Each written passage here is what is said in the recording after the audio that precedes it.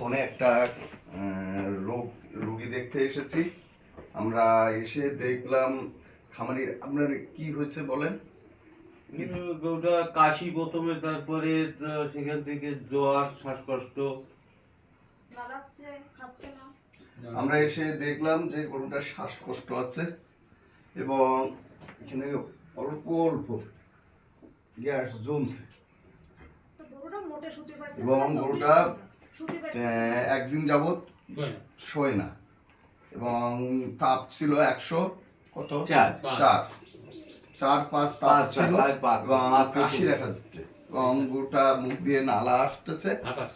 তা আমরা এখন এটা দেখে যা বুঝলাম, এটা একটা ইপিমিনাল ফিভারের একটা ফর্ম এবং আজকাল এটা একটু গ্যাস কম আছে, অনেক গরুতে বেশি গ্যাস জমে, এটা দেখা যায়।